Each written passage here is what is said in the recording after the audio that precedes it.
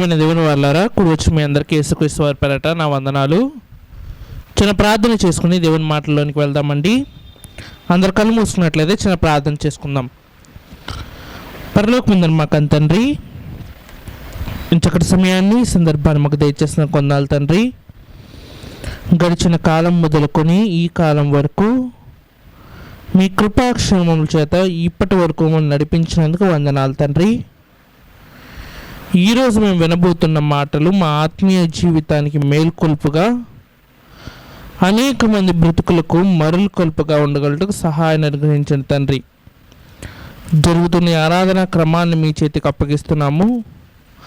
ఆది నుంచి అంతవరకు ఆత్మతోనూ సత్యముతోనూ ఆరాధించేవారిగా మేము ఉండగలటకు సహాయాన్ని అనుగ్రహిస్తారని కోరుకుంటూ, మరలా తండ్రిని పిలుచుకునే భాగ్యాన్ని మా అందరికీ దయచేస్తారని ఈ చిన్ని ప్రార్థన యేసుక్రీస్తు వారి నామమున అడిగి వేడుకున్నాం తండ్రి, ఆమెన్. ప్రియమైన దేవుని వారలారా, కుడి వచ్చి మీ అందరికీ యేసుక్రీస్తు వారి పేరట నా వందనాలు. బైబిల్ గ్రంథంలో దేవుడు రాయించినటువంటి ఒక గొప్ప విషయాన్ని ఈరోజు మనము పరిశీలించే ప్రయత్నం అయితే చేద్దామండి.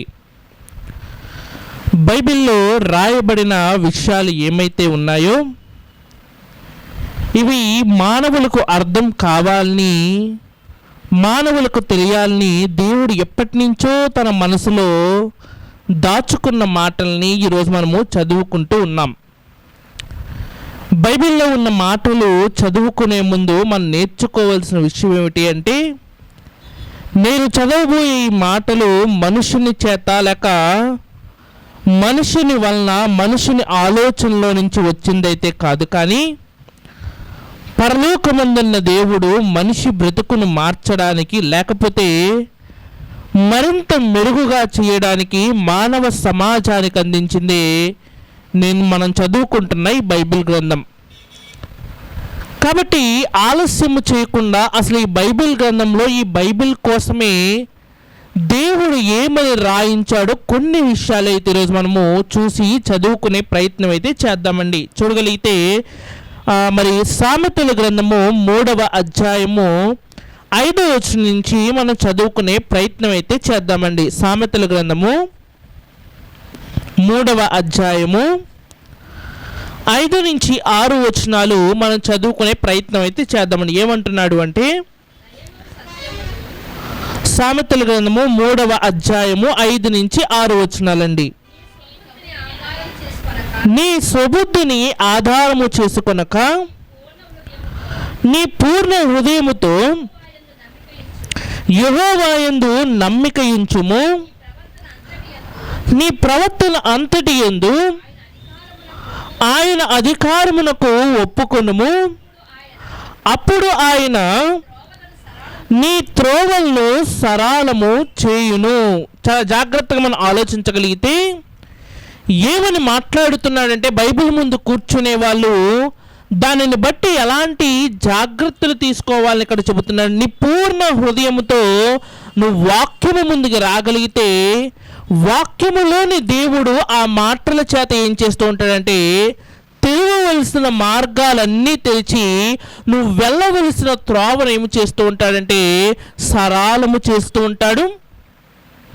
ఈ బైబిల్ గ్రంథం దగ్గర కూర్చుని చాలామంది శాస్త్రవేత్తలు తమ జీవితంలో తెలుసుకున్న గొప్ప విషయాలు ఎక్కడ నేర్చుకున్నారంటే వాక్య గ్రంథం దగ్గర నేర్చుకుని, అనేక మంది మనుషుల బ్రతుకులు మారాలన్నా, లేకపోతే బాధలలో ఉండిపోయిన మన జీవితము, మన మనస్థితిని కానీ మన పరిస్థితులను కానీ మార్చివేయాలన్నా వాక్యాన్ని చదివినప్పుడంటే మన దారులు ఏమవుతూ ఉంటాయంటే ఓపెన్ అవుతూ, ఎలా అయితే వెళ్ళే కొలిది మార్గాలు అనేవి తెరవబడుతూ ఉంటాయి, మార్గ మధ్యలో వెళ్ళే కొలిది ఎలాగైతే కొత్త విషయాలు నేర్చుకుంటూ ఉంటామో, మన జీవన ప్రయాణంలో కూడా కొత్త విషయాలు నేర్చుకోవడానికి దేవుడు ఏమి చేస్తున్నాడంటే వాక్యాన్ని మనకిచ్చాడు. దీన్ని బట్టి మనం ఏం చేయాలి అంటే, నూతనమైన మార్గాలు అన్వేషిస్తూ నూతనమైన విషయాలు వాక్యంలో మనం నేర్చుకున్న వారుగా ఉండాలి. అయితే ఈ వాక్యం దగ్గర జ్ఞానాన్ని నేర్చుకున్నప్పుడు అంటే మనల్ని మనం ఏం చేసుకోవాలి అంటే నీ ప్రవర్తన అంతే కూడా దేవుని సన్నిధికి వచ్చినంట ఒప్పుకున్నవాడుగా నువ్వు బయట నువ్వు గొప్పవాడు అవ్వచ్చు, బయట ఉన్నతమైన వాడు అవ్వచ్చు, నువ్వు జ్ఞాని అవ్వచ్చు. కింద మాట్లాడే అంటే నేను జ్ఞానిని కదా నువ్వు అనుకునవద్దు. ఎందుకంటే నీతో మాట్లాడుతున్న దేవుడు ఎవరైతే ఉన్నాడో ఆయన ప్రపంచంలో ఉన్న జ్ఞానం అన్నిటికన్నా గొప్పదైన వాడు, ప్రపంచానికి జ్ఞానమును ఇచ్చినవాడు. కాబట్టి ఆయన సన్నిధికి వచ్చినప్పుడు మనం ఎలా ఉండాలి అంటే చాలా దీనులుగా ఉండాలి. ఆయన సన్నిధికి మనం వచ్చినప్పుడు ఎలా ఉండాలంటే ఆయన చెబుతున్న ప్రతి మాటను ఆలకించేవారుగా మనం ఉండాలి. తెలివైన దాసుడు ఏం చేస్తాడంటే యజమాని లేనప్పుడు ఎలాగైనా ఉంటాడేమో, కానీ తెలివైన దాసుడు యజమాని రాగానే మాట వినడం ప్రారంభిస్తాడు. కారణం ఏమిటి అంటే మాట వినడం అనేది యజమాని ఉన్నప్పుడు చాలా శ్రేష్టమైన పని. ఒక యజమానికి కూడా తన దగ్గర ఉన్న పనివారిని దేన్ని బట్టి బేరీజు వేస్తూ ఉంటాడంటే తన లేనప్పుడు ఎలా ఉన్నాడన్న దానికన్నా తన ఉన్నప్పుడు ఎలా తన మాట వింటున్నాడన్న దాన్ని బట్టి బేరీజు వేస్తూ ఉంటాడు. బైబిల్ గ్రంథంలో కూడా మనం ఆలోచించగలిగితే వినడం అనేది చాలా ప్రాముఖ్యమైన పని అంట. ఆ వినే దేవుని సన్నిధికి నువ్వు వచ్చినప్పుడు నీ ప్రవర్తన ఎలా ఉండాలి అంటే బహు జాగ్రత్తగా ఉండాలి. ఒక బ్యాంకుకి వెళ్ళినప్పుడే అక్కడ రాయబడింది మనం చదువుతుంటాం. మీరందరూ సీసీ కెమెరా పర్యవేక్షణలో ఉన్నారు కాబట్టి ప్రవర్తన జాగ్రత్తగా ఉండాలి, అనుమానాస్పదంగా ఉండకూడదని రాస్తూ ఉంటారు కదా. అదేవిధంగా దేవుని సన్నిధికి వచ్చినప్పుడంట నీ ప్రవర్తన ఎలా ఉండాలి అంటే చక్కగాను మర్యాదపూర్వకంగాను మరి ముఖ్యంగా దేవుని మాటలకు లోబడే విధంగా మన జీవితాలు మాట విని ఎవరైతే లోబడతారో ఆ లోబడిన దాసుని చూసి యజమాని ఏమంటూ ఉంటాడంటే కలిగిన వాడికే ఇస్తానంటున్నాడు, మాట వినేవాడికే అన్ని జరుగుతాయి అంటున్నాడు. మాట వినే మనము దాన్ని ఎలా చూపించాలంటే లోబడు వారుగా. బైబిల్ గ్రంథంలో అలాంటి వ్యక్తులు చాలామంది ఉన్నారు. వారి జీవితాల్లో వారి దేవునికి ఎంతలా లోబడ్డారంటే ప్రపంచంలో ఎవరికీ ఇవ్వని స్థానాన్ని కూడా తమ జీవితాల్లో దేవునికి వారు అప్పగించి ఉన్నారు. అనేక మంది పాత నిబంధనలో కానివ్వండి, క్రొత్త నిబంధనలో యేసుక్రీస్తు వారి కాలములో కానివ్వండి చాలామంది తమ జీవితాల్లో ప్రథమ స్థానము, చాలా గొప్ప స్థానము, ఇంకా చెప్పాలి అంటే తమ హృదయంలో ఎక్కువ భాగం ఎవరికి ఇచ్చారంటే దేవునికి ఇచ్చారు. ఈరోజు అలాంటి వ్యక్తిని మనం పరిశీలన చేయబోతున్నామండి. ఆ వ్యక్తి చెప్పిన మాట చాలా చిన్నదవ్వచ్చు, కానీ ఆ మాటల్లో ఉన్న పరమార్థం ఎలాంటిదంటే మానవ ఊహలకు అందనిది. దాన్ని మనం నేర్చుకోగలిగితే మన జీవితాలకు ఒక చక్కటి పాఠము వలె. ఆలోచన చేద్దామండి. ఎవరా భక్తుడు దేవుని సన్నిధిలో తలంచి విని విధేయతతో నేర్చుకున్న విషయం ఏమిటి, నేటి తరానికి అతను చెప్పాలనుకుంటున్న విషయం ఏమిటి, ఆలోచించే ప్రయత్నం అయితే చేద్దామండి. అందరూ మీ చేతిలో ఉన్న బైబిల్ గ్రంథాన్ని తీసుకోగలిగితే కీర్తనల గ్రంథము 18వ అధ్యాయము 1వ వచనాన్ని చదువుకుందామండి. కీర్తనల గ్రంథము 18వ అధ్యాయము 1వ వచనం నుంచి మనం చదవగలిగితే ఏమంటున్నాడో చూద్దామండి. కీర్తనల గ్రంథము 18వ అధ్యాయం 1వ వచనం నుంచి అండి, చదవండి. యెహోవా నా బలమా, నేను నిన్ను ప్రేమించుచున్నాను.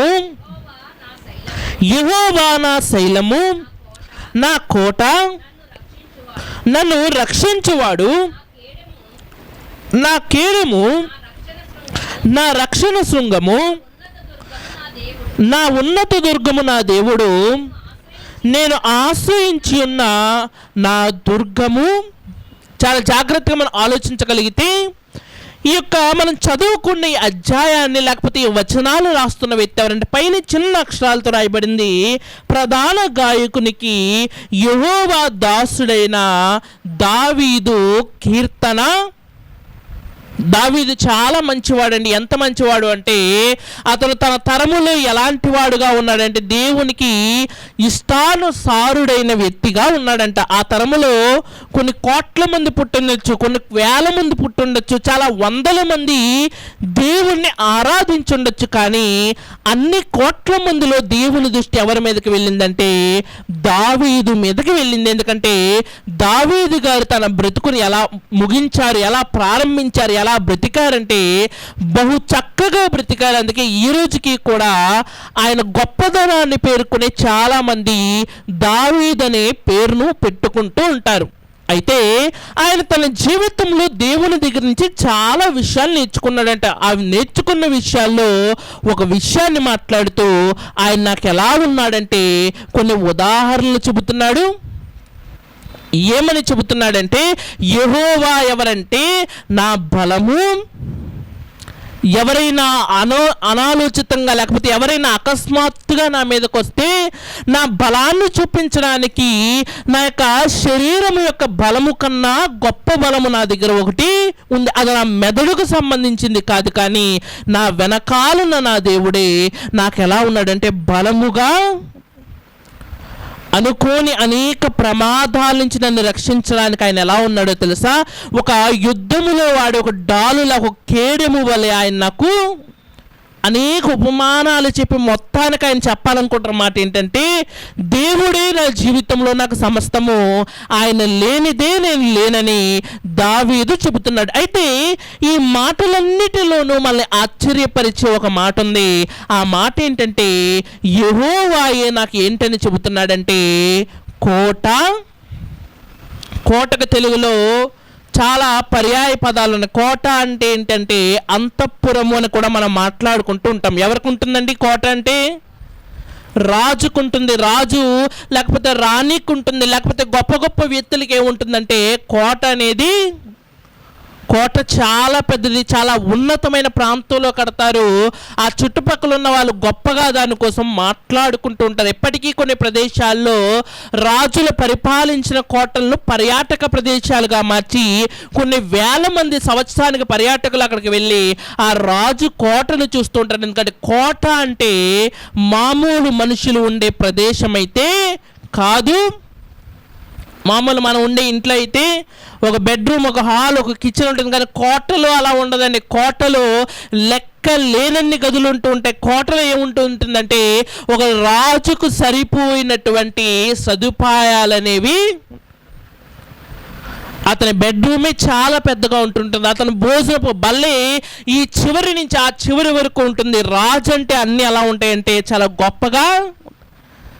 దావీదు కూడా దేవుణ్ణి అంటున్నాడు, నువ్వు ఎలా ఉన్నావంటే నాకు రాజుగా, లేకపోతే నువ్వు నాకు ఎలా ఉన్నావంటే కోటగా. ఆలోచన చేద్దామండి. ఆయనే నా కోట అంటున్నాడు. నిజానికి ఆ మాట అనడం వెనకాల దావీదు జీవితంలో దావీదు నేర్చుకున్న విషయాలు ఏమైనా ఉన్నాయా? ఈరోజు మనం కూడా పాటలు పాడుకుంటూ ఉంటాం. ఏమని? ఆయనే నా కేడెము, ఆయనే నా బలము, ఆయనే నా రక్షణ శృంగము, ఆయనే నా కోట అంటూ ఉంటాము. నిజానికి దావీదు ఆయనే నా కోట అనడం వెనకాలకు అర్థం ఉంది. ఎందుకంటే దావీదు ఎవరంటే రాజు. కానీ ఈరోజు మనం ఎవరం కాదంటే మనం రాజులము. మరి ఆయన మనకు కోటగా ఎలా ఉన్నాడు ఆలోచించారా? కోట అనేది రాజుకు సంబంధించిన ఒక విషయము, రాజుకు సంబంధించిన ఒక భవంతి అని మనం మాట్లాడుకుంటూ ఉంటాం కదా. దావీదు అనడంలో ఒక అర్థం ఉంది. ఈరోజు చాలా మంది పాటలు పాడుతూ ఉంటారు ఆయనే నా కోట అని. దాని వెనకాల అర్థం ఏమిటి? నిజముగా దేవుడు మనకి ఒక గొప్ప కోట, ఒక గొప్ప రక్షణ దుర్గమై ఉన్నాడా? నిజానికి ఈ మాట కూడా దావీదు గారు రాజుగా ఉన్నప్పుడు మాట్లాడటం లేదు. మరి ఎప్పుడు మాట్లాడుతున్నాడంటే ఆ పైనే రాయబడుతుంది. ఏమంటున్నాడు అంటే ఆ కింద మాట మన పైన చిన్న అక్షరాలతో రాయబడింది చదవగలిగితే, అతని శత్రువులందరి చేతిలో నుండి, సౌలు చేతిలో నుండి యెహోవా అతన్ని తప్పించిన దినమున దావీదు ఈ గీత వాక్యములను చెప్పి యెహోవాను స్తోత్రించి అతడు ఇట్లు అనెను. ఈ మాట దావీదు గారు రాజుగా ఉన్నప్పుడు మాట్లాడటం లేదండి, మరి ఎప్పుడు మాట్లాడుతున్నాడు అంటే ఒక దొంగగా, లేకపోతే ఒక పరారీలో ఉన్న ఒక శిక్ష పడిన వాడిగా ఉన్నప్పుడు మాట్లాడుతూ ఉన్నాడంట. ఒక గొప్ప యుద్ధం చేసి వచ్చాడు, అనుకున్న దానికన్నా దేవుడు గొప్ప పేరు ఇచ్చాడు, కానీ ఎవరికి నచ్చలేదంటే ఆ పేరు అప్పటి అధికారంలో ఉన్న రాజుకైనా సౌలుకు నచ్చలేదంటే. కారణం ఏంటంటే వాళ్ళందరూ ఏమంటున్నారంటే దావీదుకేమో 10,000 మంది అంట, సౌలుకేమో 1000 మంది. కాబట్టి సౌలు దృష్టిలో దావీదు ఏమైపోయాడంటే శత్రువుగా, రాజుకు శత్రువు అయితే అన్ని పరిస్థితులు ఎలాగైతే వ్యతిరేకమైపోతూ ఉంటాయో దావీదు పరిస్థితి కూడా, ఈ యొక్క కీర్తన రాసే టైంకి దావీదు పరిస్థితి కూడా ఎలా ఉందంటే అన్నీ అనుకూలంగా లేవు, కానీ అన్నీ ఎలా ఉన్నాయంటే ప్రతికూలంగా, అన్ని భోగ భాగ్యాలతో తన బ్రతుకైతే లేదు, కానీ పరారీలో ఉన్నాడు, కుటుంబాన్ని వెంటేసుకుని దూరముగా పారిపోతున్నాడు. మరి ముఖ్యంగా చెప్పాలి అంటే అతని మీద రాజు కోపం అనేది, చెప్పాలంటే ఇశ్రాయేలు దేశంలో ఏ మూలకు వెళ్ళినా దావీదు తప్పించుకునే అవకాశం అయితే లేదు. కారణం ఏంటంటే అతని మీద పగబట్టినది, అతని మీద చంపమని ఆజ్ఞ ఇచ్చింది మామూలు వ్యక్తి కాదు. ఎవరో తెలుసా? ఇశ్రాయేలు దేశానికి రాజుగా ఉన్నవాడు. ఆ దేశంలో కొండలకు పారిపోదామన్నా, ఎడారులకు పారిపోదామన్నా, ఎక్కడికి పారిపోదామన్నా దావీదుకి ఏమి లేదంటే అవకాశం అనేది. పోనీ కింద ఫిలిస్తీన్ల దేశానికి పారిపోదామా అంటే అసలు దావీదు చేసిన తప్పు ఏంటంటే గొల్యాతుని చంపాడు. గొల్యాతు ఎవరంటే ఫిలిస్తీన్, కాబట్టి ఫిలిస్తీన్ దేశానికి వెళ్ళడానికి కూడా దావీదుకి ఏమి లేదంటే హక్కు అనేది. 4 వైపుల మార్గాలు మూసివేయబడ్డాయంట, ఎటు వెళ్ళడానికి కూడా దావీదుకి ఏమి లేదంటే అవకాశము.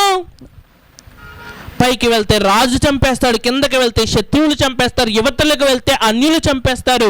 ఎటు వెళ్ళినా సరే దావీదుకు ప్రాణాపాయం ఉంది. అలాంటి సందర్భంలో అంట దావీదు ఏమైపోయాడంటే అక్కడ పైన మాటల్లో చెబుతున్నాడు, తప్పించబడ్డాడు. 4 దిక్కుల నుంచి రాని సహాయం అనేది అనుకోని రీతిలో వచ్చి అతనికి సహాయముగా వచ్చిందంట. ఆ సహాయం పేరేంటంటే యెహోవా. ఆ సహాయం పేరు యెహోవా. ఆ సహాయం అతనికి ఎలా ఉందంటే కోటవలే. పూర్వదినాల్లో ఎవరైనా తప్పు చేసిన వాడు తన దేశం నుంచి పారిపోయి ఏం చేసేవాడంటే వేరే దేశపు రాజుల కోటలోనికి వెళ్ళి దాక్కునేవాడంట. కారణం ఏంటంటే ఆ దేశపు రాజుల కోటలోనికి రావడానికి ఎవరూ కూడా సాహసం అనేది చెయ్యరు.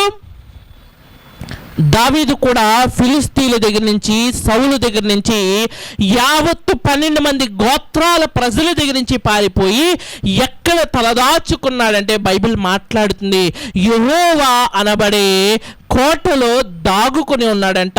యెహోవా అనే కోటలో దాగుకున్న అతనికి ఏ అపాయము కూడా, అతన్ని రాజు అవ్వక మునుపు పరిస్థితి. మనం అనుకుంటాము రాజు అయ్యాడు కాబట్టి ఎన్ని మాటలైనా చెబుతాడండి, అన్నీ ఉన్నాయి కాబట్టి ఎన్ని విషయాలైనా మాట్లాడతాడండి అని మనం అనుకోవచ్చు. కానీ రాజు అవ్వక మునుపు అతని పరిస్థితి ఏమిటి అంటే దేశంలో పరిగెడుతున్నాడు, ప్రాణాలు అరిచేతిలో పెట్టుకొని పరిగెడుతున్న అతనికి ఏ ఒక్కరూ సహాయము చేయకపోగా సహాయం ఎక్కడి నుంచి వచ్చిందంటే ఆకాశమందున్న దేవుని దగ్గర నుంచి వచ్చింది. అందుకే ఏమంటున్నాడంటే యెహోవా ఎవరు అంటే నేను దాగి ఉన్న కోట. మరొక మాటను కూడా మనం చదవలేదు. ఇదే కీర్తనల గ్రంథము 31వ అధ్యాయము 3 నుంచి 4 వచనాలు మనం చదవగలిగితే ఏమంటున్నాడో చూద్దామండి. కీర్తనల గ్రంథము 31వ అధ్యాయము 3 నుంచి 4 వచనాలు మనం చదవగలిగితే ఏమంటున్నాడో చూద్దామండి. నా కొండ, నా కోట నీవే, నీ నామమును బట్టి త్రోవ చూపి నన్ను నడిపించుము. నా ఆశ్రయదుర్గము నీవే, నన్ను చిక్కించుకున్నటకై శత్రువులు రహస్యముగా ఒడ్డిన వలలలో నన్ను తప్పించును. నా ఆత్మను నీ చేతికి అప్పగించుచున్నాను. యెహోవా సత్యదేవా నన్ను విమోచించువాడవు నీవే. దావీదు అంటున్నాడు, ఈ యెహోవా అనబడే కోట నన్ను ఎక్కడి నుంచి రక్షించిందంటే, అనేక మంది నా కోసం ఎలా ఉన్నారంటే నన్ను చిక్కించుకోవాలి, నన్ను వలలో వేసుకోవాలని, నన్ను పడగొట్టాలని ఎదురు చూస్తున్న వ్యక్తులు బయట ఎంతోమంది. ఆ ఎంతోమంది మధ్య నుంచి, వారి వలల మధ్య నుంచి, వారి ఉరుల మధ్య నుంచి, వారి యొక్క మాయోపాయముల దగ్గర నుంచి నన్ను తప్పించిన వాడు ఎవరంటే నేను నమ్ముకున్న నా దేవుడైన యెహోవా. ఆయనే నా కోట, నేను నమ్ముకున్న బాట. అందుకే ఏమంటున్నాడో తెలుసా, నీ కోటలోనికి నేను వచ్చేస్తానయ్యా, నన్ను ఏం చేయాలంటే నడిపించి. ఎందుకంటే ఏ మార్గాన ఏ ప్రమాదం ఉందో నాకు తెలియదు, కానీ నువ్వు నడిపించే మార్గమున ఏ ప్రమాదము ఏ తెగులు ఉండదని నేను భావిస్తున్నాను. కాబట్టి ఒకరోజు గొప్పగా ఆయన చెప్పిన మాట ఏంటంటే, ఆయనే నా కోట, నేను నమ్మి ఉన్నాను, ఆయనే నా యొక్క బాట. ఆలోచన చేద్దామండి. యెహోవాయే మన కోట అయితే మనకు వచ్చే లాభాలు ఏమిటి? అంతేనా కాదా అండి? యెహోవాయే మన కోటగా ఉంటే, యెహోవాయే మనకు రక్షణగా ఉంటే, యెహోవాయే మన కేడెమగా ఉంటే, మన జీవితాల్లో లోకము ఇవ్వలేనిది ఏమిటి? దేవుడు మాత్రమే ఇవ్వగలిగినదేమిటి? ఇదో ఎప్పుడు మాట్లాడుకునే మాటలు కాదండి, వాక్యములో రాయబడిన ప్రతి ఉదాహరణకి, ప్రతి ఉపమానమునికి, ప్రతి పోలికకు కూడా దేవుడు గొప్ప అర్థాన్ని ఇచ్చాడు. కోట అని ఉత్తినే అనలేదండి, కోట అని ఆయన మాట్లాడడం వెనకాల చాలా గొప్ప అర్థాన్ని దేవుడు రాసి ఉంచాడు. యెహోవాయే నా కోట నువ్వు చెప్పుకుంటున్నావు కదా, యెహోవా నిజముగా నీకు రక్షణగా ఉంటే, యెహోవా నిజముగా నిన్ను కాపాడే కోటగా ఉంటే, యెహోవా నిజముగా నిన్ను నడిపించే బాటగా ఉంటే, నీకొచ్చే గొప్ప లాభదాయకమైన విషయాలేంటి? ఒక 3 విషయాలు మనం మాట్లాడుకునే ప్రయత్నం అయితే చేద్దామండి. యెహోవాయే నా కోట, ఆయన వల్ల నాకు లభించే ఒక 3 గొప్ప విషయాలు మనం మాట్లాడుకునే ప్రయత్నం అయితే చేద్దామండి. అందులో మొట్టమొదటి విషయం ఏంటంటే, యాక్చువల్గా కోట అంటే, కోటలో ఎవరుంటారంటే మనం తలదాచుకునేవారు. కాబట్టి మనకు తలదాచుకోవడానికి ప్రదేశం ఇవ్వడానికి ఖచ్చితముగా కోటకు యజమాని అయిన రాజు ఖచ్చితముగా. భూమి మీద చాలామంది రాజులు చరిత్రలో కలిసిపోయారు. వారు చాలా గొప్ప గొప్ప కోటలు కట్టించారు. కొంతమంది ఆకాశాన్ని అంటే విధంగా కట్టించారు, కొంతమంది మరి చాలా పొడవుగా వెడల్పుగా ఉండే కోటలు కట్టించారు. మరికొంతమంది కట్టించిన కోటలైతే ఏకంగా ప్రపంచ వింతలలోనికి కూడా ఎక్కాయి. మనం చూడైతే పురాతన ప్రపంచ వింతలు 7 వింతల్లో మొట్టమొదటిది ఏంటంటే, బబులోను సామ్రాజ్యంలో నెబుకద్నెజరు తన కోటలో కట్టించుకున్న హ్యాంగింగ్ గార్డెన్స్ అంటే వేళ్ళు ఆకాశంలో ఉంటూ ఉంటాయి, కొమ్మలు భూమిని చూస్తూ. చాలా గొప్ప గొప్ప విషయాలు అనేవి చాలా అందముగాను చాలా గొప్పగాను బంగారముతో కట్టించిన కోటలు కూడా మరి ప్రపంచంలో. మరి యెహోవాయే నీ కోట అయితే ఆ కోటకున్న గొప్పతనం ఏమిటి? కోటకు ఎప్పుడూ కూడా గొప్పతనం అనేది అది కట్టబడిన తీరుని బట్టి రాదు, కానీ అందులో ఉన్నవాడిని బట్టి. ఈ రాజండి ఎలాంటి రాజంటే, ఇప్పటి వరకు అనేక యుద్ధాలు చేశాడు, కానీ ఏ యుద్ధంలో కూడా ఓడిపోలేదు. అదండి ఇతని గొప్పతనము. ఈ రాజండి చాలా గొప్పవాడండి, ఇతనంత తెలివైన వాడు ఈ చుట్టుపక్కల ఎవరు కూడా. ఈ రాజండి చాలా గొప్పవాడండి, ఇతను కత్తి పడితే 10,000 మంది పడిపోతారండి. ఇదండి ఇతని గొప్పతనం. ప్రపంచంలో గొప్పతనాల్లో రాజులు ఉన్నారో లేదో? చాలామంది రాజులకు కత్తి తిప్పడంలో, మరి విల్లు వేయడంలో, లేకపోతే ఈటెను విసరడంలో స్పెషాలిటీ కలిగి గొప్పతనం కలిగిన రాజులు ఎంతోమంది. అయినను సరే, అంత గొప్ప రాజులు ఉన్నప్పటికీ సరే, ఆ కోటలు పగిలిపోయి పడిపోయిన సందర్భాలు మన కళ్ళ ముందు ఎన్నో. ప్రపంచాన్ని జయించిన అలెగ్జాండర్ ది గ్రేట్ కూడా తన కోట ఈరోజు ప్రపంచంలో లేదు. కారణం ఏంటంటే రాజు పడిపోయాడు, కోట ఏమైపోయిందో తెలుసా? కూలిపోయింది. నమ్మట్లేదు? బైబిల్లోనే రాయబడుతున్న ఒక చిన్న మాటను మీ అందరికి చూపించే ముందుకు వెళ్తాను. చదివితే దానియేలు గ్రంథము 11వ అధ్యాయము 19వ వచనంలో రాయబడుతున్న మాటను మనం చదవలేదు. ఏమంటున్నాడు చూద్దామండి. దానియేలు గ్రంథము 11వ అధ్యాయము, దానియేలు గ్రంథము 11వ అధ్యాయము 19వ వచనాన్ని చదవలేదు. ఏమంటున్నాడు అంటే, దానియేలు గ్రంథము 11వ అధ్యాయం 19వ వచనం చదవండి. అప్పుడతడు తన ముఖములను తన దేశంలోని కోటల తట్టు త్రిప్పుకొన్నను గాని ఆటంకపడి కూలి అగపడకపోవును. దానియేలు తన కాలములో తన రాజులకు ప్రవచనాలు చెప్పేవాడంటే, జరగబోయే విషయాలు చెప్పేవాడంటే. అలా ఈ మాట్లాడుతున్న టైంకి రాజుగా ఎవరున్నారంటే దర్యావేషు ఉన్నాడంటే. దర్యావేషు ఎవరంటే ప్రపంచాన్ని పరిపాలించిన 2వ అతి గొప్ప సామ్రాజ్యమైన మాదయ పారసీకుల సామ్రాజ్యంలోని రాజంట. అలాంటి రాజుగా ఉన్న దర్యావేషుకు చెబుతున్నాడంట, రానున్న కాలంలో ఒక రోజు రాబోతుంది. ఆ రోజు రాజుగా ఉన్నవాడు తన కోట వైపు చూసినప్పుడంట, ఆ కోట దేనికి కూడా అనేక యుద్ధాలు ఆపిన కోట, అనేక మంది ప్రాణాలు పోకుండా ఆపిన కోట ఒక రాజుగా నీ ప్రాణాలు కాపాడలేకపోయింది. కారణం ఏమిటంటే అది కూడా ఏమవుతుందంటే ఏదో ఒక రోజు కూలిపోతుంది.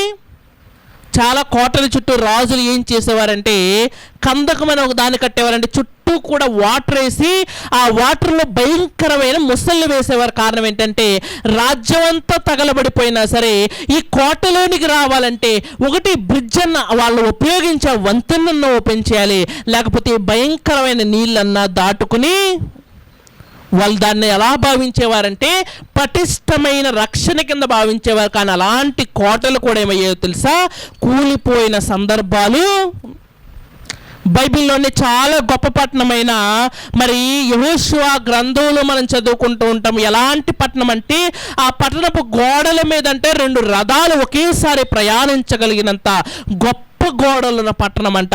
ఆ గోడలలోనే ప్రజలు నివసిస్తున్న గొప్ప పట్టణం ఏంటో తెలుసా, యెరికో. అలాంటి పట్టణపు గోడలు కూడా ఏమైపోయాయని బైబిల్ చెబుతుందంటే, విశ్వాసముతో ఇశ్రాయేలీయులు 7 దినాలు ప్రదీక్షలు చేయగానే విశ్వాసముతో వారు ఇచ్చిన కేకలే ఏం చేశాయంటే గోడ కూలిపోయేలాగా. ఈరోజు చాలామంది రాజులు తమ యొక్క రాజ్యాల వైపు తమ కోటల వైపు చూస్తే అవి ఎలా ఉన్నాయి అంటే పడిపోయినవిగా, కూలిపోయినవిగా. జనాలు లేరండి. ఎలా మారిపోయాయంటే పిచ్చి చెట్లతో, పిచ్చి మొక్కలతో, ఈరోజు పురుగులకు, మిగతా వాటికి ఆశ్రయముగా చాలా కోట్లు ఈరోజు ప్రభుత్వం వారు మరి ఛార్జ్ తీసుకుని వాటిని పర్యాటక ప్రదేశంగా మారుస్తున్నారు. కానీ నిజానికి వాళ్ళు కూడా ఛార్జ్ తీసుకోకపోతే ఆ ప్రదేశాలు ఈరోజు ఎలా ఉంటాయంటే చెట్లతోనూ పిచ్చి మొక్కలతోనూ ఉండవా?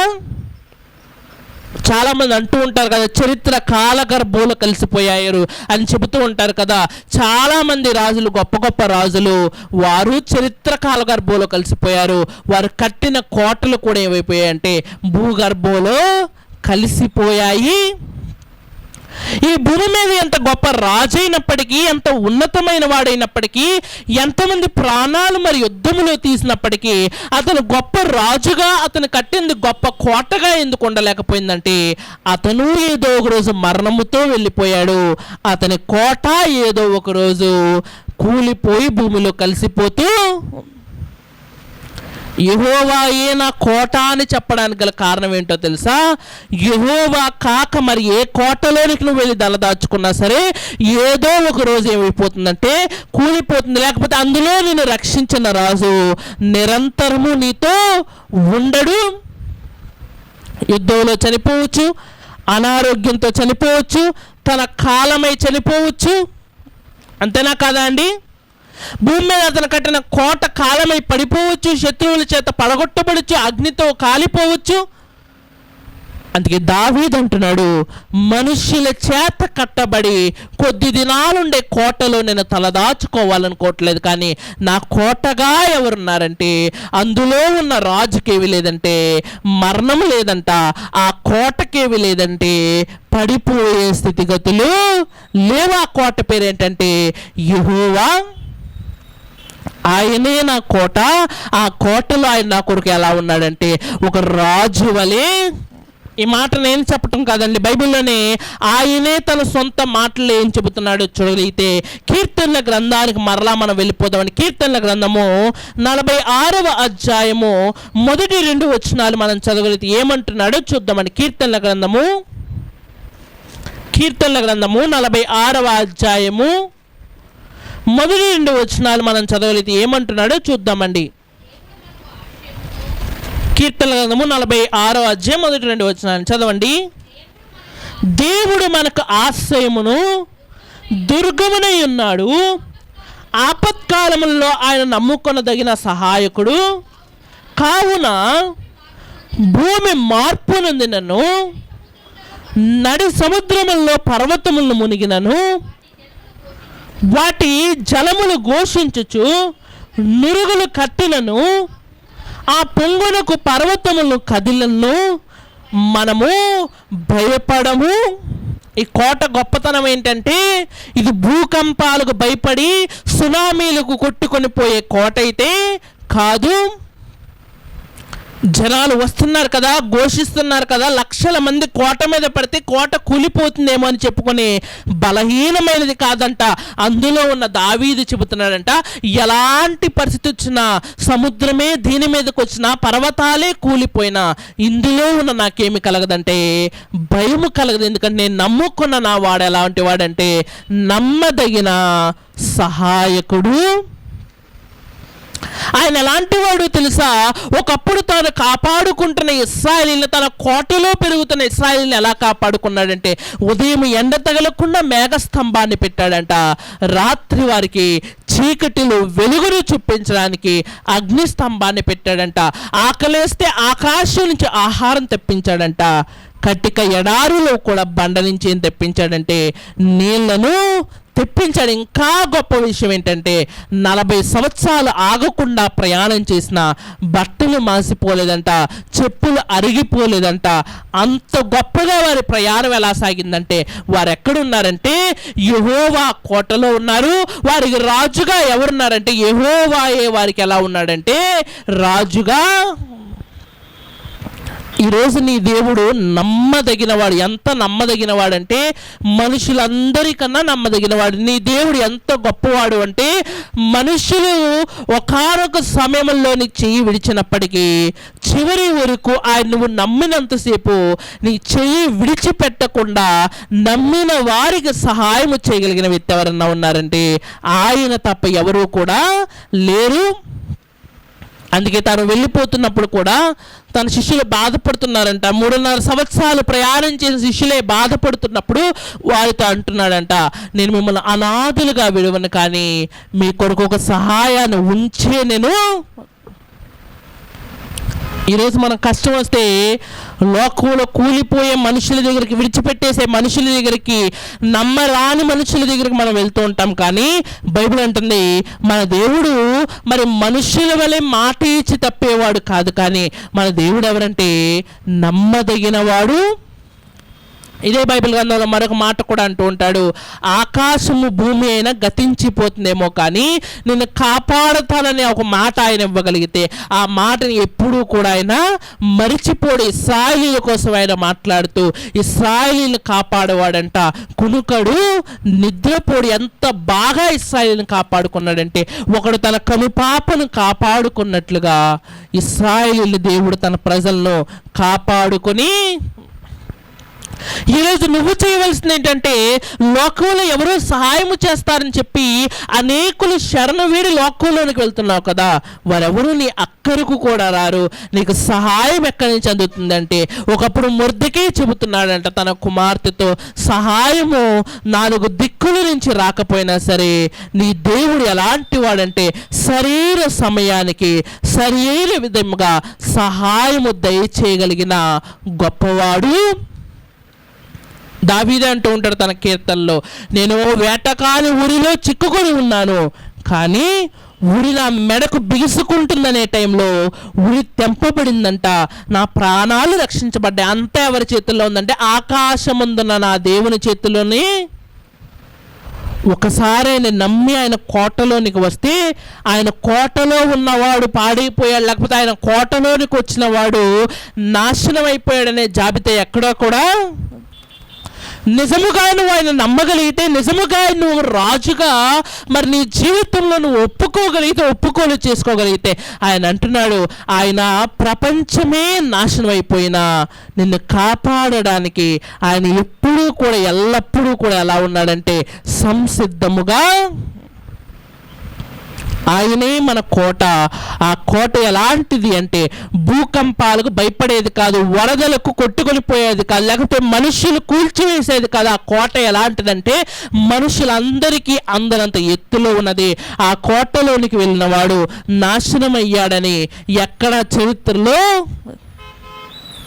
3 విషయాలు చెబుతా అన్నాను. యెహోవాయే మన కోట అనడానికి 3 విషయాలు, 3 లక్షణాలు చెబుతాను. మొట్టమొదటిది, నీ కోట ఎందుకు అంత బలమైనదో తెలుసా? నీ కోటలో ఎవరున్నారంటే బలాఢ్యుడైన యెహోవా. రాజు పోయిన తర్వాత రాజరికం పోతుంది, కోట కూడా పాడైపోతుంది. కానీ ఈ నీ కోటలో ఉన్న రాజు మరి మరణించేవాడో లేకపోతే ఓడిపోయేవాడో కాదు, ఓటమి లేనివాడు, మరి ముఖ్యముగా మరణము లేనివాడు. ఆయన కలకాలం ఉంటాడు. ఆయన కోటలో నువ్వు కలకాలం ఉండగలిగితే నీ రక్షణ ఆయన చేతిలో. ఇక రెండవ విషయానికి కూడా మనం వెళ్ళగలిగితే, రెండవ విషయానికి ఈ కోట మనకి ఏమి నేర్పిస్తుందంటే, మొదటిది బలమైనదని నేర్పిస్తుంది. రెండవది కోట మనకి ఏమి నేర్పిస్తుందో తెలుసా? మనం ఎందులో ఉన్నామని చూపిస్తుందంటే దేవుని హస్తములో లేకపోతే దేవుని రక్షణలో మనం ఉన్నామని సాదృశ్యంగా. దేవుళ్ళకి వచ్చావంటే దాని అర్థం ఏంటంటే రక్షణ పొందుకున్న. రక్షణ అంటే ఆదివారం వేసుకొని మిగతా రోజులు తీసేసే ముసుగు కాదండి. రక్షణ అంటే ఏంటంటే నీ చుట్టూ పర్మనెంట్గా దేవుడు ఉంచాడు. నీ చుట్టూ ఏ అపాయము రాకుండా, నీ చుట్టూ సాతాను శోధనలు రాకుండా నీ చుట్టూ దేవుడు ఏం చేశాడంటే తన కంచెను. ఇది తెలియక మనం ఏమనుకుంటామంటే కంచెని దేవుడు కొంతకాలం వేసించి తనకి ఇష్టం లేనప్పుడు తీసేస్తాడేమో అనుకుంటాం. కానీ మనలో విశ్వాసం ఉన్నంతసేపు, మనం పరిశుద్ధులుగా ఉన్నంతసేపు దేవుడు మన చుట్టూ కాపుగాసే బాధ్యత ఆయన చేతుల్లో. చాలామంది రాజుల భూమి మీద రక్షణ కల్పిస్తానని చెప్పి రక్షణ కల్పించలేని రాజులు ఎంతోమంది. చాలామంది ఈరోజు రక్షణ కోసం కొన్ని కోట్లు ఖర్చు పెట్టినా ప్రాణాలు కాపాడుకోలేని వ్యక్తులు ఎంతోమంది. గతించిన సంవత్సరం అనుకుంటా ప్రపంచ దేశాల్లో అగ్రదేశమైన అమెరికా ఎలక్షన్ క్యాంపెయిన్లో ఈరోజు ప్రెసిడెంట్గా చెప్పుకునే ట్రంప్ గారు క్యాన్వాసింగ్కి వెళ్ళారంట. చుట్టూ 100 మంది పోలీసులు, చుట్టూ కొన్ని 100 మంది బాడీ గార్డులు ఉన్నారు. అయినా సరే ఎక్కడి నుంచి వచ్చిందో ఒక బుల్లెట్ వచ్చి అతని చెవి గుండా వెళ్ళిపోయిందంటే అన్ని 100 మంది మధ్య కూడా అతనికి ఏమి లేదంటే సరైన రక్షణ అనేది. జెడ్ కేటగిరీ సెక్యూరిటీ అంటే ఏంటో తెలుసా? 10 మంది మరి బలిష్ఠులైన వ్యక్తులు ఉంటారు. పైగా అతని కారు కూడా ఎలాంటిదంటే అగ్ని అంటుకోదు, బుల్లెట్ లోపలికి వెళ్ళదు. ఆఖరికి కింద బాంబు పెట్టిన పేలనంత గొప్ప వాహనాలు కలిగి ఉన్న దేశాధినేతలు కూడా, జెడ్ కేటగిరీ సెక్యూరిటీ ఉన్న దేశాధినేతలు కూడా మరి హత్య చేయబడిన వారు ఎంతోమంది. మన భారతదేశంలోనే ఒక గొప్ప నాయకుడు అనేక మంది పోలీసుల మధ్య ఉన్న ఒక నాయకుడి దగ్గరికి వెళ్ళి తను తాను ఆత్మాహుతి చేసుకున్న ఉగ్ర దాడులు మన పేపర్లో చదువుకోలేదా? అంటే గొప్ప నాయకుడికి కూడా ఏమి లేదంటే లోకంలో రక్షణ అనేది. గొప్ప నాయకుడు 10 మంది నా చుట్టూ ఉంటే నాకు రక్షణ అనుకుంటాం, కానీ ఆ ఆపత్కరమైన పరిస్థితి వచ్చినప్పుడు 10 మంది 10 దిక్కులకు పారిపోతారు, కానీ నీకోసం పట్టించుకునేవాడు ఎవరు కూడా.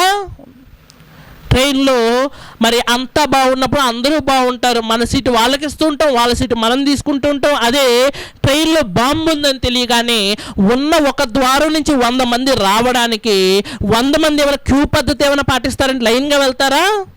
ఎవరు పడితే వారు ఎక్కడి నుంచి పడితే అక్కడి నుంచి నా ప్రాణాలు ముఖ్యమంటే నా ప్రాణాలు ముఖ్యమని తొక్కిసలాటలు జరిగి అందులోనే చనిపోయిన వ్యక్తులు ఎంతోమంది ఉన్నారు. ప్రాణాలు కాపాడడం అనేది మనుషుల చేతుల్లో అయితే రక్షణ కల్పిస్తున్నాం అనుకుంటారు, కానీ రక్షణ కల్పించలేరండి. రక్షణ కోసం కట్టుకున్న కోడలు కూలిపోయిన సందర్భాలు కూడా బైబిల్ గ్రంథంలోనే మనం చూస్తే దేవుడు ఒక చక్కటి మాట అంటూ ఉంటాడు. పూర్వ దినాల్లో రాజులు రక్షణ దేంతో అంచనా వేసుకునేవారంటే ముందు సైన్యాన్ని పెట్టేవారంట, మధ్యలో రాజు ఉండేవాడంట, రాజు చుట్టూ గుర్రాలు, గుర్రాల చుట్టూ ఏనుగులు, ఏనుగుల చుట్టూ మరి ఈటలతో ఉండే సైనికులు ఉన్నప్పుడు రాజు అనుకునేవాడంట ఇన్నిటిని దాటుకున్న నా దగ్గరకు వచ్చే సాహసము ఎవరు కూడా చెయ్యరు. కానీ అన్ని గుర్రాలున్నా కూడా, అన్ని ఏనుగులున్నా కూడా, అన్ని ఈటలున్నా కూడా రాజులు చనిపోయిన వారు ఎంతోమంది ఉన్నారు. బైబిల్ గ్రంథంలో మనం చూడైతే ఒక మాట అంటూ ఉంటాడు. కీర్తనల గ్రంథము 33వ అధ్యాయము 17వ వచనానికి మనం వెళ్ళగలిగితే ఏమంటున్నాడు అంటే, కీర్తనల గ్రంథము 33వ అధ్యాయము 17వ వచనాన్ని మనం చదివితే ఏమంటున్నాడు అంటే, 16వ వచనం నుంచి మనం చదువుకుందామని, ఏ రాజును సేనాబలము చేత రక్షింపబడడు, ఏ వీరుడును అధిక బలము చేత తప్పించుకొనడు, రక్షించుటకు గుర్రము అక్కరకు రాదు, అది దాని విశేష బలము చేత మనుషులను తప్పింపజాలదు. మనమే యుద్ధంలో ఉన్నాం అనుకోండి, మనకు 10 గుర్రాలు ఉన్నాయి. అప్పటి వరకు గుర్రాలు చూసి మనం చాలా బలంగా ఫీల్ అవుతాయి. ఏమనంటే ఇవి నన్ను యుద్ధం నుంచి బయటికి తీసుకెళ్ళిపోతే, యుద్ధం నుంచి దూరంగా తీసుకెళ్తే నా ప్రాణాలు కాపాడుకుంటాయి అనుకుంటాం. కానీ ఒకసారి యుద్ధ వాతావరణంలోనికి అడుగుపెట్టిన తర్వాత గుర్రం దాని ప్రాణాలు చూసుకుంటూ ఉంటుంది, సైనికుడు దాని ప్రాణాలు వాడు చూసుకుంటూ ఉంటాడు, ఏనుగు దాని ప్రాణాలు అది కాపాడుకుంటూ ఉంటుంది. అందుకే దేవుడు అంటున్నాడు, గుర్రం అంట అక్కడకు రాదు. నువ్వు దాని మీదే ఆధారపడతావు, గుర్రం కాపాడుతుంది అనుకుంటావు, కానీ గుర్రం దాని ప్రాణాలు అది కాపాడుకోవాలనుకుంటుంది, కానీ నీ ప్రాణాలు దానికి లెక్క అనేది. ఒకడనుకుంటాడంటే అధిక బలం ఉంటే అవతలి వాడి దగ్గర 50,000 మంది ఉంటే నా దగ్గర 1,00,000 మంది ఉన్నారు, డబల్ ఉన్నారు కదా, ఈ యుద్ధం నేనే గెలిచేస్తాను అనుకుంటాడు. కానీ అనుకోని రీతిలో యుద్ధం ఓడిపోయిన సందర్భాలు ఎన్నో బైబిల్లోనే మనం చూస్తే లెక్కకు మించిన శత్రువుల మధ్య కంటే దేవుడు ఎంతమంది సైన్యాన్ని పంపాడంటే గిద్యోనుతో 300 మందిని పంపాడంట. అవతల ఎంతమంది ఉన్నారంటే 1,00,000 కన్నా ఎక్కువ మంది ఉన్నారంట. 300 ఎక్కడ ఎక్కువ, 1,00,000 ఎక్కువ. మనం ఏమనుకుంటామంటే 1,00,000 ఉన్న వాళ్ళే గెలుస్తారండి, ఎందుకంటే ఇక్కడ 300 మంది మనిషికి మరి ఎక్కువలో ఎక్కువ ఒక 15 మందినన్నా చంపాలి. అవతలి వారైతే 15 మంది కలిసి ఒక్కడిని చంపిన యుద్ధం వాళ్ళు ఈజీగా గెలిచేస్తారనుకుంటాం. కానీ గిద్యోను సందర్భాన్ని మనం చదవగలిగితే, గిద్యోను యుద్ధం చేశాడు కానీ కత్తి పట్టలేదంట, ఈట పట్టలేదంట, విల్లు పట్టలేదంట, కొండ పగలగొట్టాడంట. అంటే ఏమైపోయిందంటే యుద్ధం అనేది అయిపోయింది. మానవునిగా మనం చాలా అంచనాలు వేసుకొని పల్లవాడిని కాపాడుతాడు అనుకుంటాం, కానీ అనుకోని విషయం ఏమవుతుందంటే వాడు హ్యాండ్ ఇస్తూ ఉంటాడు, అంతేనా కదా. మనం పల్లవారు ధనం ఇస్తారని ఎదురు చూస్తూ ఉంటాం, పల్లవారు సహాయం చేస్తారని లేకపోతే ఏదో చేస్తారని మనం ఎదురు చూస్తూ ఉంటాం. కానీ అందరూ ఏదో ఒక సందర్భంలో ఎలా ఉంటారంటే మన చేతిని విడిచిపెట్టేవారుగా. యేసు తాను నమ్ముకున్న 12 మంది శిష్యులే సిలువ మరణము దగ్గరకు వచ్చేసరికి ఆయన అంటున్నాడు, గొర్రెల కాపరి కొట్టబడగానే గొర్రెలన్నీ ఏమైపోయాయంట, చెదిరిపోయాయి. ఈరోజు మనం ఆలోచించగలిగితే మన చుట్టూ ఉన్నవారు మనతో చివరి వరకు ఉంటారనుకుంటాం, కానీ ఏ ఒక్కరూ తన ప్రాణాల మీద వారికి తీపి ఉంటుంది, కానీ పక్కన వాడి మీద కూడా రక్షింపబడాలన్న ఆలోచన ఎవరికి కూడా. ప్రమాదం రానంతసేపు మాటలు గొప్పగా ఉంటాయి, కానీ ప్రమాదం వచ్చాక ఎవరి ప్రాణం వాళ్ళకి గొప్ప. ప్రమాదం వచ్చిన తర్వాత ఎవరి ప్రాణాన్ని వారు కాపాడుకోవడానికి పరుగులు తీస్తారు, కానీ నీ కోసం పట్టించుకునేవారు ఎవరు కూడా. ఈరోజు భూమి అసలే మనుషులు ఎలా ఉన్నారంటే బైబిల్ చెబుతుంది, మనుషులు స్వార్థ ప్రియులుగా ఉన్నారు. ఒకప్పుడైనా కుటుంబం కోసము, పిల్లల కోసం, భార్య కోసం పట్టించుకునేవారుగా ఉన్నారు. కానీ ఈరోజు ఆకాశ పట్టింపులు కూడా లేని మనుషులుగా ఈరోజు మనుషులు తానొక్కడే బ్రతికితే చాలు, అవతలి వాడు ఎలా మారిపోయినా పర్వాలేదు అనుకున్న ఒక వ్యక్తి అనుకుంటున్నాడే. కాబట్టి వ్యాపారంలో బోల్డ్ అంత కల్తీ చేసి లాభాలు తాను మిగిల్చుకుంటున్నాడు, నష్టాన్ని అవతలి వాడికి మిగిలిస్తూ. ఇలాంటి స్వార్థపూరితమైన లోకంలో దేవుడు అంటున్నాడు, నువ్వు దేని నమ్ముకున్నా అది అక్కరకు బోళ్ళంత ధనం ఉంటే అది ఏదో ఒక రోజు నిన్ను కాపాడుతుందని నువ్వు అనుకుంటున్నావు. కానీ దేవుడు అంటున్నాడు, నీ ధనము కూడా మరణము వరకు వచ్చేసరికి అది నిన్ను విడిచిపెట్టి వెళ్ళిపోతుంది. నీ బంధువులు కూడా మరణము వరకు వచ్చేసరికి నిన్ను విడిచిపెట్టి వెళ్ళిపోతారు. నీ భయంకరమైన సిచ్యువేషన్ వచ్చినప్పుడు యోబు జీవితాన్ని మనం ఆలోచించగలిగితే, భార్య కూడా అతన్ని ఏం చేస్తుందంటే వదిలిపెట్టి వెళ్ళిపోయింది. ఈరోజు మన జీవితంలో మనం ఆలోచించగలిగితే, ఆకాశమందున్న దేవుడు తప్ప మనకు సహాయం చేయడానికి ఎవరూ కూడా, ఆకాశమందున్న దేవుడు తప్ప, నువ్వు ప్రార్థించే దేవుడు తప్ప, నువ్వు భక్తి చేసే నీ దేవుడు తప్ప నేను కాపాడే వాళ్ళు ఎవరు ఉంటారు. ఎందుకంటే ఎవరికి వారు వారి ప్రాణాలు కాపాడుకోవడంలో ఎలా ఉన్నారంటే బిజీగా. చాలామంది అంటూ ఉంటారు కదా, నా ఆయుష్ కూడా నీకు ఇచ్చేద్దాం అనుకుంటున్నాను అంటూ ఉంటారు. నిజానికి ఇచ్చే ఆప్షన్ ఉంటే ఎంతమంది ఇస్తారు, ఎంతమంది తీసుకుంటారు? తీసుకునే వాళ్ళే ఉంటారు కానీ ఇచ్చే వాళ్ళు ఎవరు కూడా. ఈరోజు మనం ఆలోచించగలిగితే, ఎందరినో లోకంలో మనం దేవుని కన్నా ఎక్కువగా నమ్ముతూ ఉంటాం, దేవుని కన్నా ఎక్కువగా అభిమానిస్తూ ఉంటాం, దేవుని కన్నా ఎక్కువగా గౌరవిస్తూ ఉంటాం. కానీ దేవుడు అంటున్నాడు, ఒకానొక సందర్భం వచ్చినప్పుడు ఎవరికి వారేమైపోతూ ఉంటారంటే కనుమరుగైపోతూ. యోబుకు అన్నీ బాగున్నప్పుడు ఇంటి నిండా 10 మంది ఉండేవారంట. కానీ ఏమీ బాగాలేదు తన జీవితంలో, తన బాగోగులు చూసుకోవడానికి తన భార్య కూడా తన పక్కన లేదు. కారణం ఏంటంటే అన్నీ ఉన్నప్పుడు అందరూ ఉంటారు, ఏమీ లేనప్పుడు ఎవరు మనతో. అలా ఏమీ లేని నీ జీవితంలో కూడా నీ పక్కన ఉండడానికి ఉన్న ఒక ఏకైక వ్యక్తి ఎవరంటే నువ్వు నమ్ముకున్న దేవుడు. నీ కష్టాలలో నీతో ఉంటాడు, నీ కన్నీళ్ళలో నీతో ఉంటాడు. నువ్వే ఆనందం వస్తే దేవుడిని వదిలేస్తావేమో, కానీ దేవుడు నిన్ను వదలడండి. ఆయన అంటున్నాడు, ముదిమి వచ్చే వరకు ఎత్తుకున్నవాడిని బైబిల్లో ఊరికినే రాయించలేదు. ముసలి వారిని చాలామంది ఇష్టపడరు, వారిని దూరం పెడుతూ ఉంటారు. కానీ దేవుడు ఏమంటున్నాడంటే వారిని కూడా, మరి చిన్న పిల్లాన్ని ఎంతైతే ప్రేమిస్తున్నా వారిని కూడా అంతే ప్రేమించే మనస్సు నాది. చెప్పాలంటే స్వార్థపూరితమైన ఈ లోకంలోనే స్వార్థమైన మనసు ఎవరికైనా ఉందంటే ఆకాశమందున్న దేవునికి తప్పితే ఎవరికి కూడా. ఒక మాటను చూపిస్తారు, ఆయన మనల్ని ఎంత బాగా రక్షించుకుందామని ప్రయత్నిస్తున్నాడంటే అదే కీర్తనల గ్రంథము 46వ అధ్యాయము 6 నుంచి 7 వచనాలు మనం చదవగలిగితే ఏమంటున్నాడు అంటే, కీర్తనల గ్రంథము 46వ అధ్యాయము 6 నుంచి 7 వచనాలు మనం చదవగలిగితే ఏమంటున్నాడు అంటే, జనములు ఘోషించుచున్నవి, రాజ్యములు కదులుచున్నవి, ఆయన తన కంఠధ్వని వినిపించగా భూమి కరిగిపోవచ్చున్నది, సైన్యములకు అధిపతి యెహోవా మనకు తోడై ఉన్నాడు, యాకోబు యొక్క దేవుడు మనకి ఆశ్రయమై. దావీదుతో ఉన్న వాళ్ళు అంటున్నారంట, అయ్యా బయట నుంచి చూస్తే కోట అవతల అన్నీ మనకి వ్యతిరేక నినాదాలే వినపడుతున్నాయి. అందరూ ఏమంటున్నారంటే దావీదు బ్రతకకూడదు, అందరూ ఏమంటున్నారంటే దావీదు శత్రువులందరూ కూడా బయట ఉన్నారంట. ఆ దావీదు దాసులు అంటున్నారంట, మనం బ్రతికే అవకాశము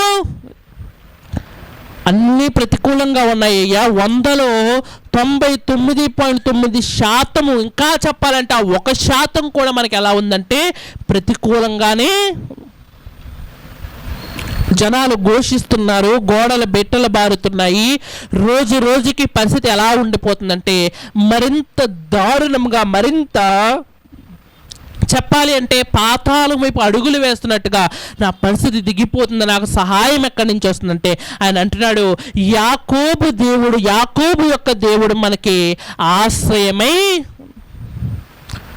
అన్నీ బాగున్నప్పుడు వచ్చే మనుషులు లాంటి వాడు కాదు ఆయన. ఆయన ఎలాంటి వాడంటే యాకోబు జీవితాన్ని చూడండి.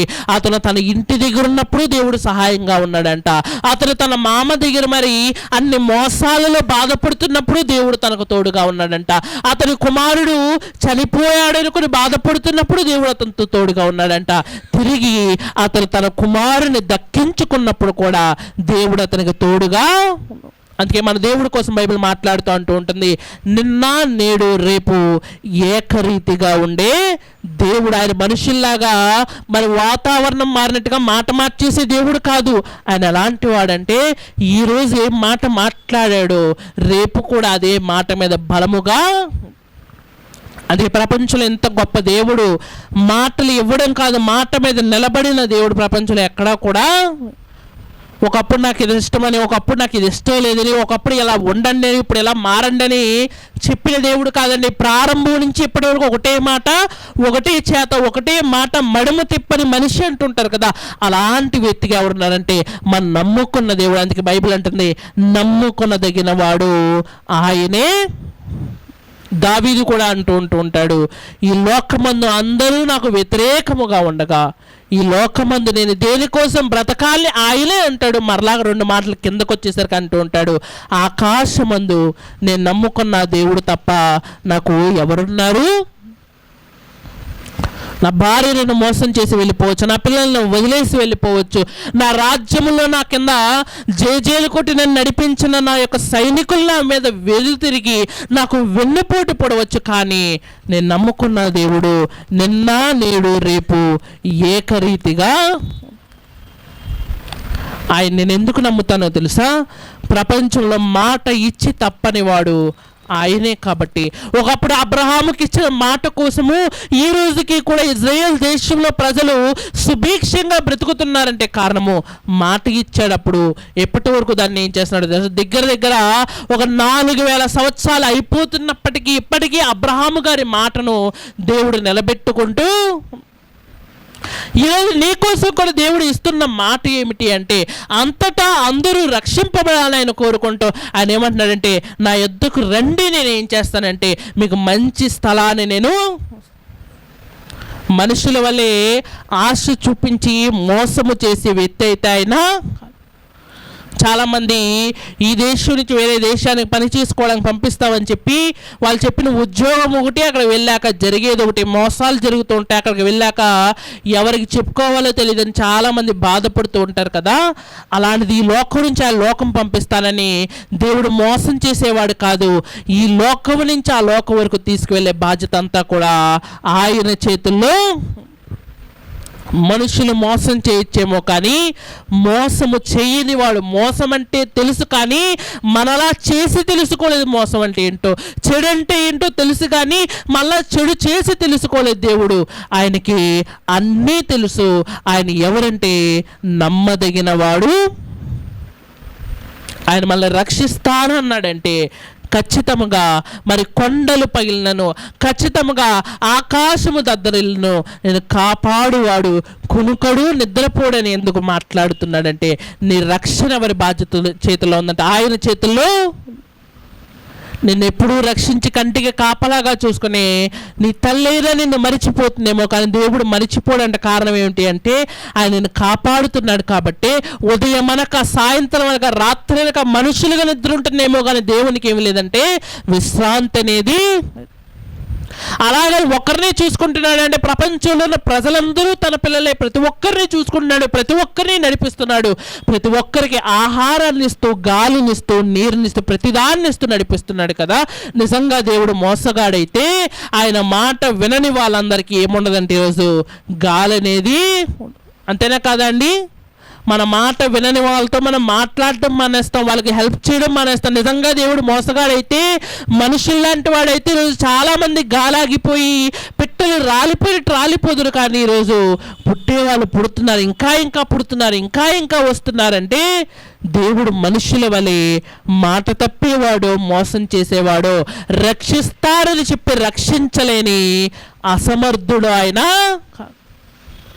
నువ్వు అనుకుంటావు ఇంకొక క్షణము మాత్రం ఉంది, ఈ క్షణంలో ఏం జరిగిపోతుంది అనుకుంటూ ఉంటావు. కానీ ఏలియా గారు నమ్మినట్లుగా ఆయన నమ్మినప్పుడు ఆయన చేసిన పని ఏంటో తెలుసా? దేవుని ఎంత నమ్మాడంటే దేవుడు తనకి ఎంత గొప్ప రక్షణ ఇవ్వబోతున్నాడని నమ్ముతున్నాడంటే పక్కనే వాళ్ళు ఎండిన కర్రలు పెట్టిన వారికి మంట రాలేదంట. ఈయన కర్రలు ఏం చేస్తున్నాడో తెలుసా? 10 సార్లు తడిపాడంటే ఆకాశం నుంచి అగ్ని వచ్చినా సరే, లేకపోతే మనుషులు ఏమైనా మంట అంటించినా సరే తగలబడలేనంత మరి చల్లనివిగా అసాధ్యమైన పని చేశాడు. కానీ దేవుడు ఏం చేశాడంటే ఆకాశం నుంచి అగ్నిని పంపి అసాధ్యము సైతం ఏం చేశాడంటే సుసాధ్యము చేశాడు. రెండవ విషయము, కోటలో ఉన్న నీ దేవుడు బలవంతుడు మాత్రమే కాదు, నేను రక్షింపడానికి ఆయన ఎవరంటే సమర్థుడు. ఆకాశము మరి గర్జిస్తున్నా సరే, సముద్రాలు పొంగిపోతున్నా సరే, గోడలు ఊగుతున్నా సరే, మనుషులు అవ్వదంటున్నా సరే, నీకు సహాయము చేసి నడిపించడానికి ఆకాశమందున్న దేవుడు ఎల్లప్పుడూ ఎలా ఉన్నాడంటే సంసిద్ధముగా. ఇక మూడో విషయానికి, చివరి విషయానికి మనం వెళ్ళిపోదామండి. యెహోవాయే మన కోట అని భావించే మనము మొట్టమొదటిది ఇది బలమైన కోట, రెండవది ఇది నిన్ను రక్షించగలిగిన సమర్థవంతమైన కోట, మూడవది ఏంటో చెప్పమంటారా? ఇది నువ్వు అతిశయించదగిన కోట. భూమి మీద మనం చాలా విషయాలు ఏందో అతిశయిస్తూ ఉంటాం. ఏమనంటే మనం పెంచిన ఒక కోడి నిమిత్తం చాలామంది మరి ఆ యొక్క కోడి పందాలు గెలిచిందని కూడా దాన్ని పట్టుకుని అతిశయిస్తూ ఉంటారు. నా కోడి చాలా గొప్పగా పెర్ఫామ్ చేసిందని మాట్లాడుకుంటూ ఉంటాము. మన పిల్లలకు ప్రైజ్ వచ్చిందనుకోండి, దాన్ని 10 మందికి చూపించి మా పిల్లలే అని అతిశయపడుతూ ఉంటాం. కానీ మనుషులు అతిశయపడవలసిన ఇలాంటి చిన్న విషయాల యందు కాదు. ఇంటిని బట్టో, ఒంటిని బట్టో, సంపాదించేదాన్ని బట్టో, కట్టుకున్న దాన్ని బట్టో అతిశయపడుతున్నాము. కానీ ఇది సరైన అతిశయం కాదంట. బైబిల్ గ్రంథమందు మనం చూడైతే అతిశయపడేవాడు ఎవరి యందు అతిశయపడాలి అంటే ప్రభువునందే అతిశయపడేవాడుగా. ఆ మాటలు కూడా మనం చదువుకుని మనం ముందుకు వెళ్ళి ముగించుకుందామండి. చూడైతే కొరింథీయులకు రాసిన మొదటి పత్రిక 27వ అధ్యాయము, క్షమించండి, కొరింథీయులకు రాసిన మొదటి పత్రిక 1వ అధ్యాయము 27, 28 వచనాలు మనం చదవగలిగితే ఏమంటున్నాడు అంటే, కొరింథీయులకు రాసిన మొదటి పత్రిక 1వ అధ్యాయము 27, 28 వచనాలు ఏమంటున్నాడు అంటే, ఏ శరీరియు దేవుని ఎదుట అతిశయింపకుండునట్లు జ్ఞానంలో సిగ్గుపరచుటకు లోకములో నుండి వెర్రి వారిని దేవుడు ఏర్పరచుకొని ఉన్నాడు. లోకంలో ఏ ఒక్కరు అతిశయింపకూడదంట. కారణం ఏంటంటే అతిశయించేంత గొప్ప విషయం ఏది కూడా మన దగ్గర లేదు. ఒకడు అనుకుంటున్నాడంట నేను చాలా చదువుకున్నాను, గొప్పవాడిని, గొప్ప జ్ఞానం ఉందనుకుంటున్నాడు. కానీ దేవుడు అంటాడంట గొప్పవాడిని కొట్టడానికి వాడిని తలదన్నే గొప్పవాడిని దేవుడు తీసుకురావట్లేదంటే ఎవరిని తీసుకొస్తున్నాడంటే వెర్రివారిని. ఇంకా కింద మాటలో మనం చదివితే బలవంతుల్ని కొట్టడానికి బలహీనులంట, ఎన్నికైన వారిని కొట్టడానికి ఎన్నిక లేని వారిని దేవుడు తీసుకొస్తున్నాడు. దేవుని సామర్థ్యం ఏంటో తెలుసా? మన దేవుడు ఎంత గొప్పవాడో తెలుసా? ఏమీ లేని వాడిని కూడా అన్నీ ఉన్నవాని కన్నా గొప్ప స్థితిలో పెట్టగలిగిన సమర్థుడిగా మన దేవుడు ఉన్నాడు. దావీదు జీవితాన్ని తీసుకోండి. దావీదు గెలవడానికి అవకాశాలు లేవు, గొల్యాతు గెలవడానికి అవకాశం ఉన్నాయి. కారణం ఏంటంటే అతని ఈట పెద్దగా ఉంది, అతని డాలు పెద్దగా ఉంది, అతని యొక్క శరీరానికి పరిపూర్ణమైన కవచం ఉంది. చెప్పాలంటే యుద్ధం అంటే బాగా తెలిసిన గొల్యాతుకు గెలిచే అవకాశాలు ఎలా ఉన్నాయంటే చాలా ఎక్కువగా. మరి దావీదు ఎవరంటే గొర్రెల కాపరి, కత్తి లేదు, డాలు లేదు, ఒంటి మీద శరస్థానం లేదు, మరి ముఖ్యంగా నెత్తి మీద కిరీటం లేదు, లేకపోతే నెత్తి మీద మరి సేఫ్టీగా అతను ఏది కూడా యుద్ధ సంబంధమైన సామాగ్రి అతని దగ్గర ఏది కూడా. చేతిలో ఉన్న వడిసెలు చూస్తే పెట్టెలు కొట్టేది కానీ మనుషుల్ని కొట్టేది కాదు.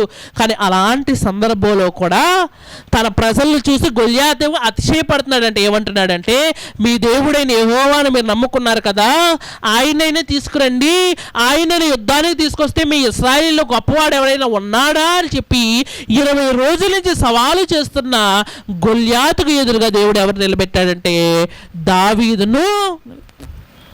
దావీదు ఎవరంటే గెలవడానికి ఒక అవకాశము కూడా లేని అసమర్థుడు, గెలవడానికి ఒక అవకాశము కూడా లేని, 1% కూడా అవకాశం లేని పనికి రానివాడు. కానీ దేవుడు అలా నిలబెట్టాడో తెలుసా?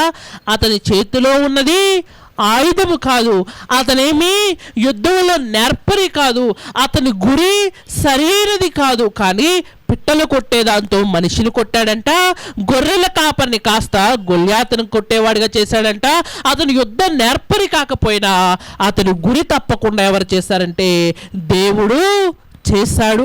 అంతెందుకండి, ఏ కత్తిని చూసి గొల్యాతు ఇంత పెద్ద ఖడ్గం ఉందని అతిశయపడ్డాడు, అదే ఖడ్గము చేత గొల్యాతు తలను నరికేశాడంట దావీదు. ఎంత గొప్ప విషయము!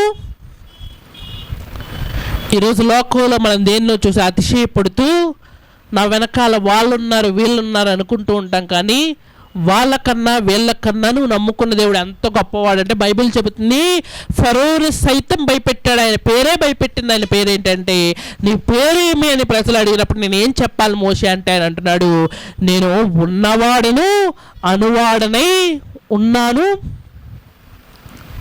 10 రోజులు 10 సూచక్రియలు చేసేసరికి ఐగుప్తీయులు సైతం చెమటలు పట్టేశాయంట. వాళ్ళే వెళ్ళద్దు, ఎక్కడికి తీసుకెళ్ళిపోతావు మోషే అన్న అదే ఐగుప్తీయులు ఏమంటున్నారో తెలుసా?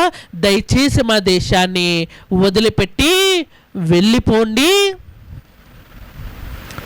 ఎరుకో గోడలు గొప్పవని చెప్పుకున్నా ఎలా కూలిపోయి దేవుడు ఉన్నాడు కాబట్టే కదా. ఒకప్పుడు మరి ఇశ్రాయేలీలు వారు ఐగుప్తు దేశంలో ఇటుకలు చేయడం తప్పితే యుద్ధాలు చేయడం ఎప్పుడూ నేర్చుకోలేదు. అలాంటి వారు మరి ఎర్ర సముద్రాన్ని దాటిన తర్వాత కొన్ని 100 యుద్ధాలు చేసే కారణం ఏంటంటే బైబిల్ చెబుతుంది యుద్ధం వాళ్ళు చేస్తున్నారని మనం అనుకుంటున్నాం, కానీ యుద్ధం ఎవరిదో తెలుసా? యెహోవాదే. ఆయన వెనకాలండి అన్నీ కూడా చూసుకుంటున్నాడు. అది నీ ఇంటిలో కార్యక్రమమైన, లేక సముద్ర గర్భంలో చేప కడుపులో ఉన్న యోనా పరిస్థితి అయినా అంతా దేవునికి తెలుసు. మనం అనుకుంటూ ఉంటాం దేవుడు నా కోసం పట్టించుకోవట్లేదేమో అనుకుంటూ ఉంటాం. కానీ నువ్వు దేనిని బట్టి గొప్పగా ఫీల్ అవ్వాలి, దేన్ని బట్టి ధైర్యాన్ని తెచ్చుకోవాలి, దేన్ని బట్టి అతిశయపడాలంటే నీ దేవుడు ఉన్నాడు, ఆయన చేయగలడు, ఆయన మాత్రమే చేయగలడని నీలో నమ్మకం ఉండగలిగితే సమస్తము చేయడానికి ఆయన ఎలా ఉన్నాడంటే సంసిద్ధముగా. ఈరోజు మన లోక సంబంధమైన విషయాలు చూసుకొని, ఇంటిని చూసుకునో వంటిని చూసుకునో లోకంలో ఉన్న వాటిని చూసుకొని మనం అతిశయపడుతున్నామేమో. కానీ ఇవన్నీ ఏదో ఒక రోజు కూలిపోతాయి, ఇవన్నీ ఏదో ఒక రోజు మన నుంచి వెళ్ళిపోతాయి. కానీ బలాఢ్యుడు, నిత్యము మనతో ఉండేవాడు, మనకు అతిశయాస్పదంగా ఉన్న దేవుడు మనకు కోట వలె ఉండడానికి మనం చెప్పవలసిన మాట ఏంటో తెలుసా? యెహోవాయే నా కోట, ఆయనే నేను నడవలసిన, నేను నమ్మిక ఉంచిన నా యొక్క బాటానికి దావీదు అంటున్నాడు, నీ యొక్క మార్గములో నన్ను నడిపించు. ఆయన ఒక గొర్రెల కాపరిగా చెబుతున్నాడు. తను ఒక గొర్రెతో పోల్చుకుని ఏమంటున్నాడంటే, కాపరి మంచి మార్గాల్లో నడిపిస్తాడు. నువ్వు కూడా నన్ను ఏం చేయాలంటే మంచి మార్గంలో నడిపించు. కోట అని ఊరికే చెప్పలేదు, కోట బలమైనది, కోట రక్షణ ఇచ్చేది, కోట అతిశయాస్పదమైనది. ఈరోజు నీ దేవుడు కూడా ఎలాంటి వాడంటే బలమైన వాడు, రక్షణనిచ్చేవాడు, ఇంకా చెప్పాలి అంటే పేరు లేని, గొప్పతనం లేని, దేనికి పనికిరాని మన జీవితంలో క్రైస్తవుడనే పేరుని పెట్టి అతిశయాన్ని కలుగచేసి లోకంలో గొప్పగా తిరిగే భాగ్యాన్ని దేవుడు మనకి ఇచ్చాడానికి చెబుతున్నాను. ఆయనే నా కోట, నేను నమ్మి ఉన్న బాట. ఆ కోటలో మీ జీవితాన్ని నిలుపుకోండి, ఆ బాటలో మీ జీవితాన్ని నడుపుకోండి. పరలోకంకి వెళ్ళే వరకు ఏ దుష్టుడు కూడా మీ మీద మరి శోధన కలిగించే అవకాశం అనేది ఉండదు. ఆలోచించండి, చక్కటి నిర్ణయాన్ని తీసుకోండి. చివరిగా చిన్న ప్రార్థన చేసుకొని ఈ చిన్న అంశాన్ని మనం ముగించుకుందాం. అందరూ కళ్ళు మూసుకున్నట్లయితే చిన్న ప్రార్థన చేసుకుందాం. పరలోకమందున మా కన్న తండ్రి, ఇంచక్కటి సమయాన్ని సందర్భాన్ని మాకు దయచేసిన కొందాలి తండ్రి. చక్కగా మీరు ఇచ్చిన ఈ సమయంలో నువ్వు మాకు ఎలా కోటవై ఉన్నావో, ఆ కోట ఎంత గొప్పదో, మనుషుల చేత కట్టబడినదియో, మనుషుల చేత పరిపాలించబడినదియో నైనా కోట కన్నా, రాజుల కన్నా నీవే మాకు రాజుగా, కోటగా, బాటగా ఉంటే ఎలా ఉంటుందో వాక్య గ్రంథమందు మేము నేర్చుకున్నాం తండ్రి. నీవు బలవంతుడు తండ్రి, నీవు రక్షణ ఇచ్చేవాడు తండ్రి, నీవు మా జీవితాలకు అతిశయాస్పదం తండ్రి. అలాంటి నిన్ను విడిచిపెట్టి నీ సన్నిధికి రాకుండా లోకంలో తిరుగుతున్నామేమో. సహాయాన్ని గురించి కాపాడండి తండ్రి. నీ వాక్యము చేత ఎప్పటికప్పుడు మమ్మల్ని బలాఢ్యులుగా మార్చి అనేక మందిని కోటలోడికి తీసుకొచ్చి నీ రక్షణ పరిచయం చేయగలిగే భాగ్యం మా అందరికీ దయచేస్తారని కోరుకుంటున్నాం తండ్రి. ఈ వారమంతా జరగబోయే కార్యక్రమాల్లో మీరు మాకు తోడై ఉండి ఉన్నతమైన బలముతోడు శక్తితోనూ ఆసక్తితో మమ్మల్ని అందరినీ ముందుకు నడిపిస్తారని కోరుకుంటూ మరలా తండ్రిని పిలుచుకునే భాగ్యాన్ని మా అందరికీ దయచేస్తారని ఈ చిన్ని ప్రార్థన యేసుక్రీస్తు నామమున అడిగి వేడుకుంటున్నాం తండ్రి. ఆమేన్. సద్దుగాని మీ అందరికీ ప్రభుపేట నా వందనాలండి.